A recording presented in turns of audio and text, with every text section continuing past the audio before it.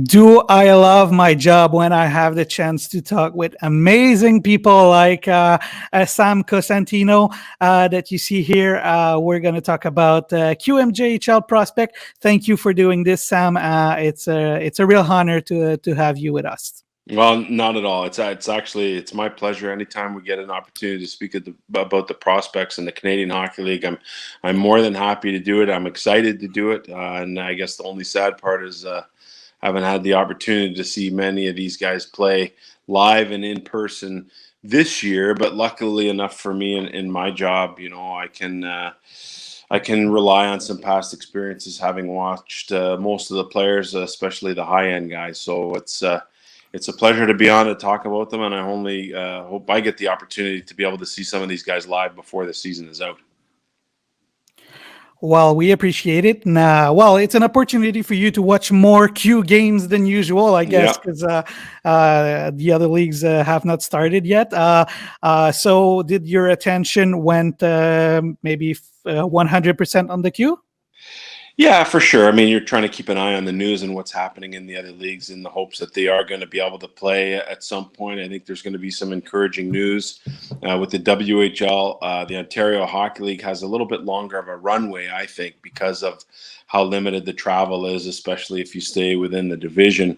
It's not like there are many long road trips, so they can kind of wait a little bit longer. But, looking at what's happening with the Q, a lot of people I think thought we're crazy, and I kind of had my eyes wide open. Oh, you're going to start the season, and then the way it played out, the Maritimes was in such good shape early on in the pandemic that they were able to get ahead in games, and then the opportunity to get into the protected environment allowed some of the Quebec teams to get caught up, and before you know it, maybe they're going to be playing a little bit of leapfrog here, and at the end of it, we'll likely play the most games of any of the three leagues, and probably somewhere in the neighborhood of 40 games. So I think that's really impressive based on where we are in the world today, and still being able to keep the players safe and the coaches and the staff safe, and that's been really important. So it's been most of the focus has obviously been turned towards the Quebec Major Junior Hockey League. And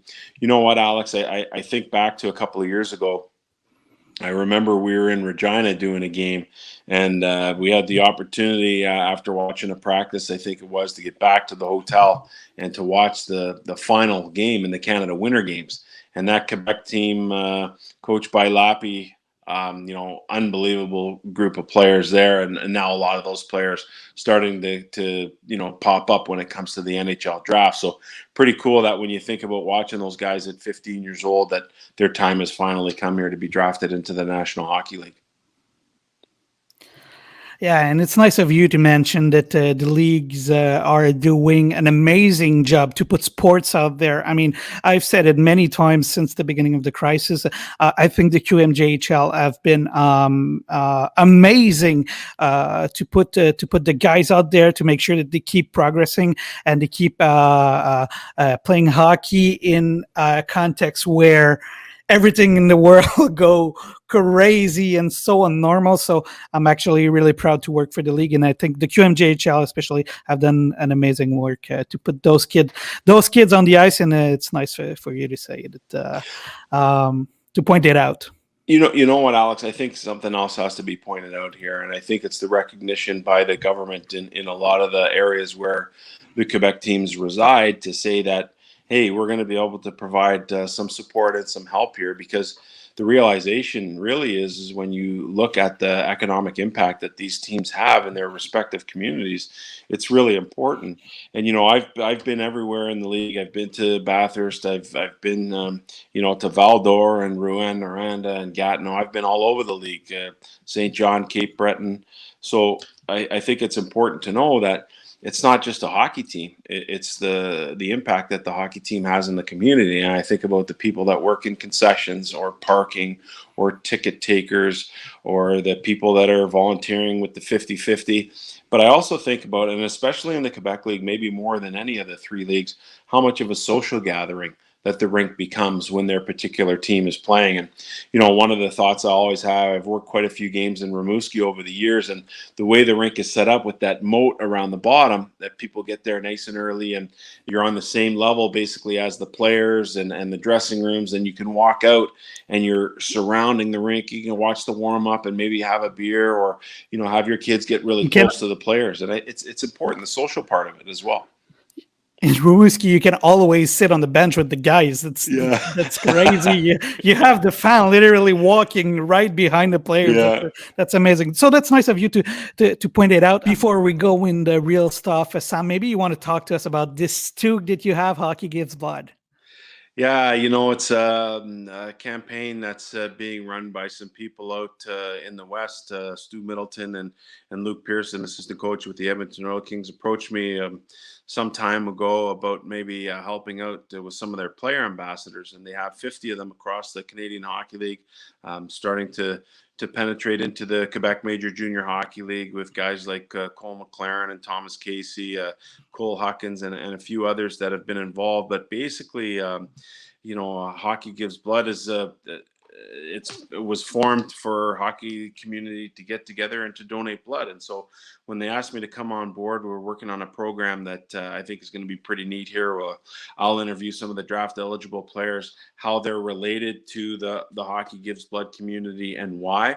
But really important at this time of year, Alex, because February 1st marks the start of the Be a Hero campaign. And, aside from just donating blood, they're also looking for stem cells. And so I've been educated somewhat on this, but basically I'm a little bit too old to donate for stem cells, but a lot of it is done through blood, where you can, donate your stem cells through blood. And it's really important because a lot of people that are in need of stem cells, only 25% of them are able to find a match within their family. So to be able to have the stem cell bank increased and become more diverse is really what the goal of this Be a Hero campaign is. So instead of being able to donate my stem cells, I took the opportunity to go out and to give blood, which is also part of the program that runs all year round. But really happy to be helping out with the Hockey Gives Blood, and for a huge reason, the fact that you never know who could use your blood. You could end up saving a life. So this is why I wear the toque. I get the T-shirt underneath. Tried to take some videos and some pictures to show my involvement, and maybe even if I encourage one person to go out and to do it, or someone throughout the league, Alex, maybe to become an ambassador, that would be really cool as well, because everybody could use that help. Yeah, that's absolutely amazing, and it's nice of you to point it out. Now, maybe you're ready to talk about hockey a little bit. For sure. If we have you today, it's because you're a junior expert, junior hockey expert, one of the best in the business. And let's get in the real stuff. We're going to talk about Q Prospect. How do you see the pool of players that are eligible this year? Is it a good year for the QMJHL? Yeah, it's going to be another good year, I believe. Maybe not quite the high end stuff as we saw with Lapierre and Mercer and the likes last year, but I do think that there's still some high end players. I think about Zach Bolduc and Rimouski. Man, he was unbelievable, especially in a game we did last year. He had 3 goals in a variety of different ways. Was really unbelievable. Xavier Borgo is a guy that I kept my eye on. Wish to win again last year, and is off to another good start. And then I think about a couple of the guys from that Quebec Canada Winter Games gold medal winning team, and Robidas and Malatesta, Zach Leroux, I think is going to be a really outstanding National Hockey League player. So when you look at the depth of what the QMJHL has to offer this year, it's really good. It's maybe not quite as high end, but maybe it's a little bit more spread out than what we saw in 2020. So a guy that I really like a lot is Zach Dean. Cole Huckins is another guy that I project to go into the first round. So I do believe there's probably 3 to 6 first round guys that will come out of the Quebec Major Junior Hockey League this year. But again, maybe not quite the height as what we saw last year. Yeah, yeah. I mean, you have a Lafreniere once every 10 years, eh? Yeah. So we can't expect to have a Lafreniere every year. But still, if we have three to six players in the first round, I mean, that's still a good year for the Q. Oh yeah, no question about it. But you make a great point that we don't have that rock star, Laffy to be able to talk about, and especially a guy who's got a late birthday, so we were able to talk about him and watch him. Thank goodness for that extra year. So again, a lot of that story still has to be written. So I think a lot about Bolduc. He was on that great power play with Rimouski last year. You had Perret and Zavgorodny and Beliveau and, of course, Laffy there. So it made things a little bit easier for Bolduc to be able to put up points. And now Rimouski has dismantled their team a little bit. And Bolduc is kind of he's like the Lone Ranger over there now. So he's got to remake his game a little bit. He's missed some time already, but I think he's back and doing what he does best now. And it'll be interesting to see how he takes that responsibility that Serge Beausoleil will put on him to be one of the key guys for Rimouski here moving forward. So I'm gonna put you on the spot a little bit on Zach Balduc because you name you named that player quite a few times since the beginning of the broadcast. There's a lot of people that see Zach Lheureux go before Zach Balduc, but it doesn't seem to be your case. If I recall your mock draft that you did, do you still see him go as the first player of the QMJHL in the next NHL draft? Yeah, I do. I think it's going to be really close, though. I mean, Lheureux's got maybe the more of the, I guess, the longer term history, if you will. Maybe a better book, maybe more of that resume. But when I look at Bolduc, man, I just think that there's so much skill there, and the way the game is played today with skill and with speed. He's a guy who can control the puck in small spaces. He has no problem getting to the net. He's got a wicked release. He does so many things really well that fit in today's game that I feel very strongly about where Bolduc is only slightly ahead of Lheureux. Now, one thing that we did see and we're starting to see come back into the game are those big power forward type players. And I think Lheureux is more along that line. Is not the biggest guy, but he does play with some thickness to him. He plays with some heaviness. And of course, he does have skill, especially goal scoring ability to go along with that. I think Bolduc's a little bit more of a dynamic player who fits a little bit more easily into today's game with some maybe a higher ceiling than where you see Lheureux is maybe not quite the high ceiling, but maybe more the guy who you would project to be a sure thing in terms of him not having to play in your top six, but can still, maybe be an effective player into the middle six. Do you think that the fact that Zach Balduc, like you said, he doesn't have a Beliveau or a Lafreniere to help him get points on the board, so he will have to do most of the job himself.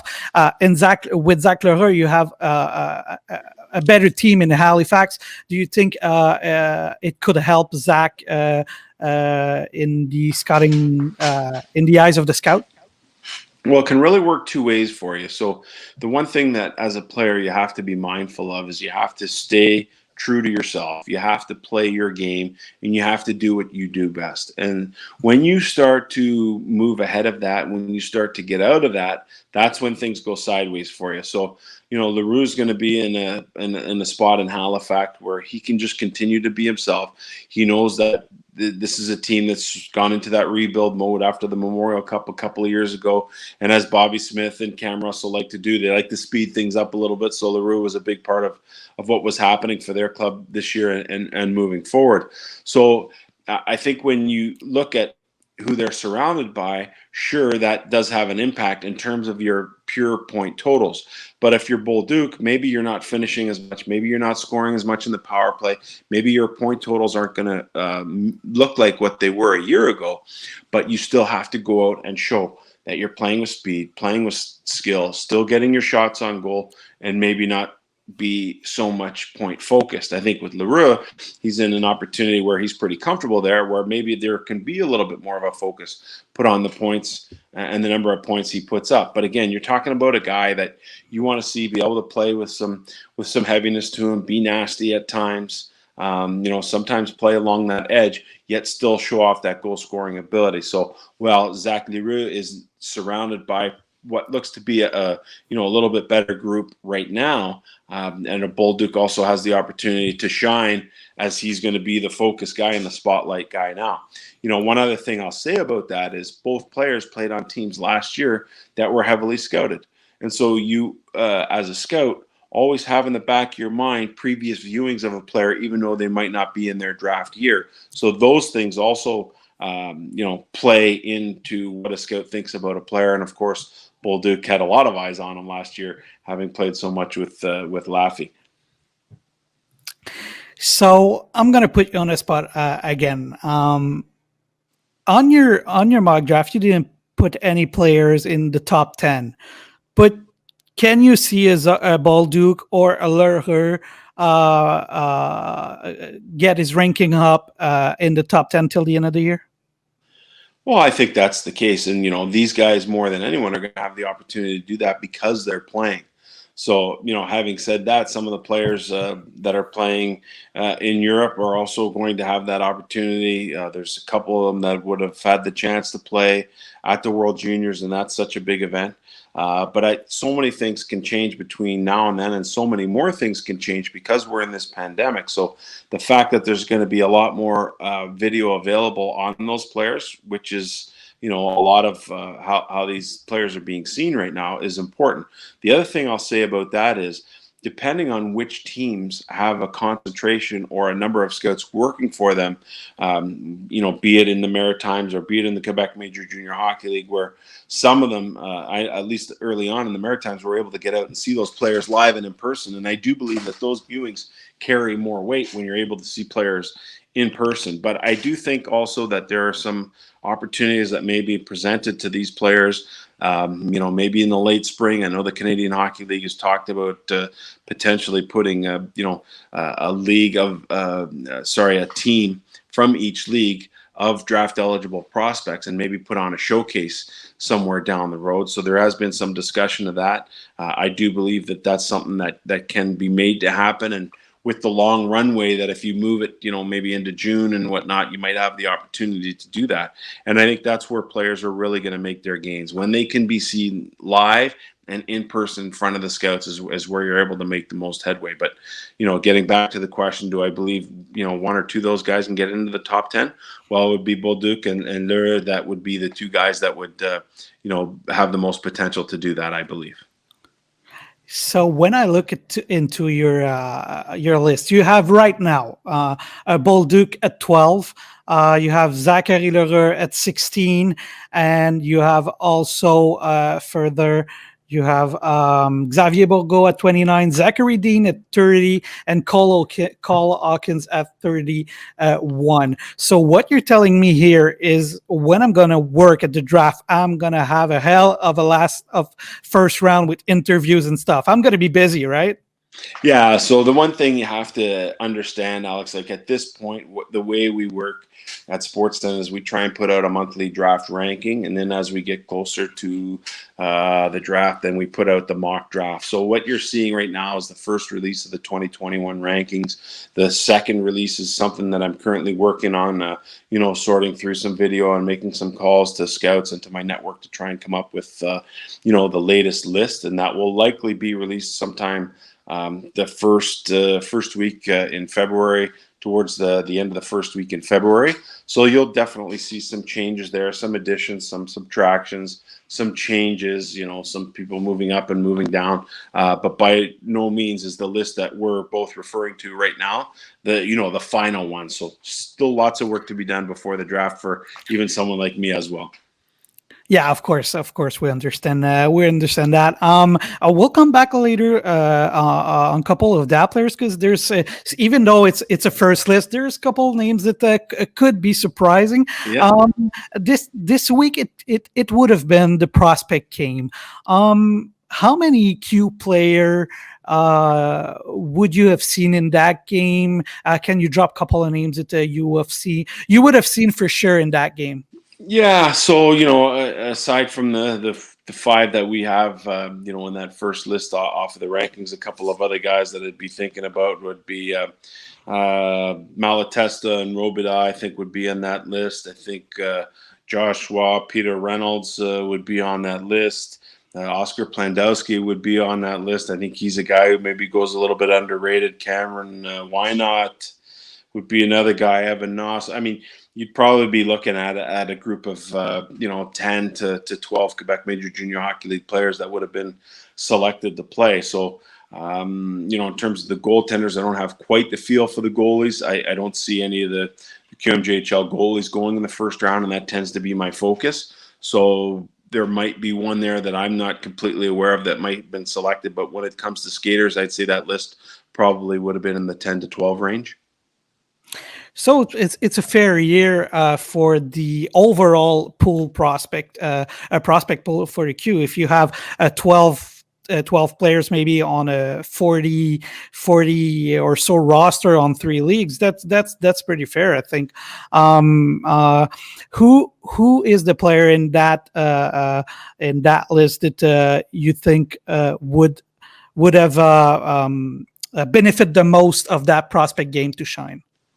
Yeah, so Robidas probably would be that guy for me. I mean, he's got a great history. He's put up really good numbers. He's playing for a really good team now and doing a great job amongst the top, 20 in league scoring. So, but because he's a smaller player, again, you're always going to have that working against you a little bit. But he plays a hard game. He's not afraid to go to the dirty areas. So he's a guy that I think would have really benefited from this because now you're getting to see him play against the best right across 3 leagues as opposed to just being one of the top guys in the Quebec Major Junior Hockey League. And I think it's fair that he's been identified as one of those players. But you also want to see those smaller players get into a situation where you want them to pop.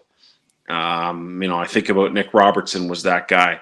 When you go back to the draft a couple of years ago, I remember he and Arthur Kaliev played in the line in our prospects game in Red Deer, and those guys were awesome together. And I think that's where Nick Robertson really kind of jumped off the page. But again, a smaller player, fast, plays tenacious brand of hockey. I compare him a lot to what Justin Robidas brings to the table. So I think Robidas probably would have been the guy of that entire group that benefited the most from being able to have played in that game. Yeah, and he's a smart player also, and from what I'm told by coaches and GM, he's already a pro. I mean, he obviously he knows the game because of his father, but Yeah. He's following the good way. Let's say it like this. For sure. So yes, so Robida could have benefit, and he's gonna have the spotlight on him because like you said, they will have an amazing team. They are going all in. If there's a Memorial Cup, they will be a Memorial Cup contender for sure. Yeah. And before that, they will for sure be a President Cup contender. They will have the spotlight, and he will have the opportunity to shine. Maybe a couple surprise. Talk to us a bit about Cole Hawkins because you see him in the first round, and he's not ranked as high in many other lists that we've seen. I like this player. He's a big player. He can skate. We've seen him split the defense many times. I mean, you've seen something that maybe others didn't see. What do you like in him? Well, off to a good start. Playing for a team now that hasn't been great since they won the Memorial Cup a couple of years ago, winning the 100th. But they're able to kind of get things turned around there. And Sly's a guy who's been through this a bunch of times, so it took him a while to get to the rebuild. And I remember, after that cup, that they wrote a letter to the fans to say, hey, we might not be a very good team for a couple of years, but we're committed to getting back to the top again. And Bathurst is now a team that's really starting to make a lot of headway. Roger Shannon's a guy who's been there. He's been around the league. He's got a real good feel for what works and what doesn't work, and has got a good eye for talent, having been around the league for so long, and really great knowledge of the players in the league, especially the Maritimes. So when you look at Hawkins, you brought up the two key assets that are going to really raise a lot of eyebrows when it comes to scouts, and that's the fact that he's a big guy who can really skate. Now, the fact that he's been able to put the puck in the net, there are some NHL bloodlines throughout the family. You have to extend the family a little bit to find that. But you do believe that you're finding a guy there who is familiar with what the program has to offer, and maybe a guy who's a bit of a late bloomer, and also maybe a guy who's just gone under the radar because of not playing on one of the better teams here for the last couple of years. But things are starting to turn around, and a big part of why they're starting to turn around for Bathurst is the play of Cole Huckins. And as for Zachary Dean, it's another player that you might go see and go in the first round. I mean, this guy has no fear. He's really good, and he's going to play for a good team in the next 2 years, assuming that he will stay with the Olympics. What's your scouting report on Zachary Dean? Well, you know what, Alex? You always look at players that have ties to pro hockey, and Zach is another one of those players, like we talked about with Robidas, a little bit with Huckins and the extension of his family. But now you're talking about a guy who also has a father that's played professionally, and so those things always play because there just seems to be a better sense, and there seems to be a better sense of that hockey IQ that's instilled into the player.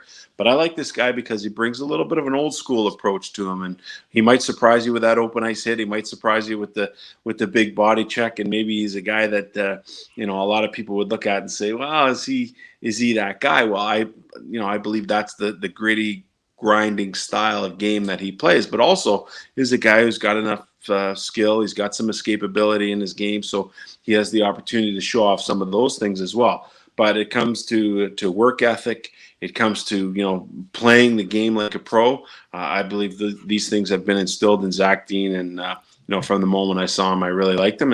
And who knows now? You get a coaching change there. You get a regime change, and you get an opportunity to play for a guy who's got some experience with Hockey Canada and Louis Robitaille, and you have some people there that I think can really have a positive impact on his game moving forward. But I really like the foundation put in place. But what Eric Laundrie did, in the year previous with Zach. And let's complete like the first round with maybe Xavier Borgo. What do you like? Of him? Maybe not to the same extent of a guy that we talked about late in the first round a couple years ago, but Connor McMichael, I believe, made his debut with the Washington Capitals a couple nights ago. And, when he went into his draft year, it was a major trade. He was a first-round pick by the Hamilton Bulldogs and got moved over to the London Knights so that Robert Thomas could go and play and help them win a championship and get into the Memorial Cup, which they did. But Dale and Mark Hunter recognized that Connor McMichael was going to be a star player in the league, and he's turned out to be that.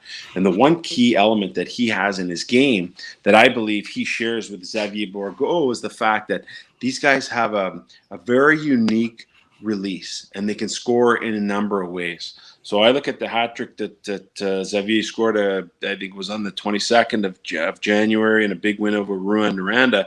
He can show you those hands in tight. He's a guy who can shoot the puck. He can surprise you with some moves in his hands. But really what it is, in a similar way to what Connor McMichael brings to the table, is that he has this funky release that for whatever reason is really difficult for goaltenders to pick up off the stick. And so that makes him a threat to score and is something that I believe is translatable to the next level. So that's the one key element that I like about Borgo. Anytime you talk to players in the National Hockey League or coaches and staffs, it's really about the ability to score goals. How it's become increasingly harder with coaching, how 5-on-5 goals are hard to come by. But a guy like Borgo, who was thrown into the spotlight as a 16-year-old and now is continuing that way, and again, a quickly improving Shawinigan team, is the fact that he has this unique ability to get the puck off his stick in a way that it's disguised and makes it really tough for goaltenders to pick it up. So I think that's probably the key asset that Xavier brings to the table. And he has a guy like Maverick Bourque went out in the first round last year who can show him the way. He has a coach with a ton of experience too. So I think he's a good candidate to go out in the first round too. We talk about a bit about the guys in the first round, but let's go in the round a bit further. Is there a guy for you that is a little bit under the radar for now, for you that could go up in the rankings since the end of the year? Well, Joshua was the guy for me. I think he's a really interesting player, highly touted coming into the league. Has gone through a couple of coaching changes in St. John. I believe he was in with his third coach now in just a short period of time, and maybe the trade helps to refresh his outlook and give him an opportunity that maybe he didn't have before. And sometimes it takes for that to happen. You show up in a place, and maybe it's just not quite the fit for a number of reasons, but I think the opportunity is going to exist for him now to maybe use that change of scenery to further his cause and maybe become more of the player that people expected of him, when he was taken into the league a couple of years ago, so high by St. John. Yeah, and he admitted himself that he had quite of a slow start last year, but after Christmas, he was pretty much a point per game player. So a point per game player at 16 years old, it's really good, and he had a good beginning of the season. And like you said, maybe in Sherbrooke, it's going to be for him a better place to spread his wing, if I can say it like this. Yeah, well, and again, sometimes and when you look at a 16-year-old player, and I believe the year started with Josh Dixon as the coach there, and then it moved, it moved over to Jeff Cowan, and now you got Greg Gilbert there with the experience that he's had in the Ontario Hockey League and in the NHL, and a situation where at that age to have seen three coaches already is pretty difficult. And then you're mixing in the emotions of being in your draft year and always being so point focused. So a lot of different things are going on in the player's mind at this time. You want to get to a place where, hey, you're going to be the first option, but you also have to prove that you're worthy of being that first option guy. So I know how Greg Gilbert coaches. I know that he's a guy that demands a lot from his players, a lot defensively and away from the puck, or some areas that I think Josh could improve in. And in order to get something good, you have to give up something good as well. But sometimes you're right. It's just that change of scenery that allows a player to get a different perspective, to hear a different voice, coaching them, to be surrounded by different players, to be in an entirely different situation in terms of where you're living and where you're going to school. And a lot of times, our leagues get criticized because of trades. But a lot of times people don't realize that those trades can have a significant impact in a positive way for those players for the number of reasons that I just talked about. And maybe Josh fits in, into that category. Another player I want to talk about, and you threw his name at the beginning of the broadcast. Maybe Oskar Plandowski, because maybe people don't know, but his father is actually the chief amateur scout for the Arizona Coyotes. His mom is a skate teacher. So yeah, I mean, he's a good skater too. What's your scouting report on him? Well, that's just it. So that's the foundation of his game and where it starts for Oskar. I think the one thing about Oskar that you like to see him put up more points. But again, when you have a mother and a father that have been around it the whole time, I mean, I think Jill has also helped a lot of National Hockey League players in terms of their skating as well. So she's been exposed to that. You got Daryl, who's been around, just completed a Stanley Cup ring with his run of Tampa Bay before switching jobs. So he's been around a lot of really good players in his time as well. But when it comes to Oskar, it's just going to be that ability to use that great skating and maybe the ability to pick up some more points. So I think he has a real good sense of how to play the game. But I do think that he's a guy that you'd like to see a little bit more point production from. But again, you're talking about a guy on a really good team who understands who he is, what he has to do, how he has to play in order to be successful. So when it comes to Oskar, it's nice to know that maybe you have a guy who knows what he is, who stays in his lane, and who plays a game that's best suited to his abilities. And that's what I like about Oskar. That's amazing. That's fascinating how well you know those players, even though you have 3 leagues to follow full time. I'm actually amazed. Before I let you go, Sam, how would you resume in couple words this year for the Q? Maybe 3 words for the Q in terms of prospects. I'd say, let's see, depth. I would say that would be one word to describe this group. I'd say underrated would be another word to describe this group. And I'd say basically a good year. So good with depth and underrated is how I would describe in 3 words this year's draft prospects from the Q. Well, those are good stuff for us. And you know what? Let's talk again, maybe in a couple of months to see how the rankings are going. What change you have made. This conversation has been really interesting, and I would like to do it again in a couple of months, chatting with you. Thank you so much for your time, Sam. Thank you for your passion of the game, and let's do this in a couple of months again. Sounds good, Alex. Thanks for having me on. Always a pleasure.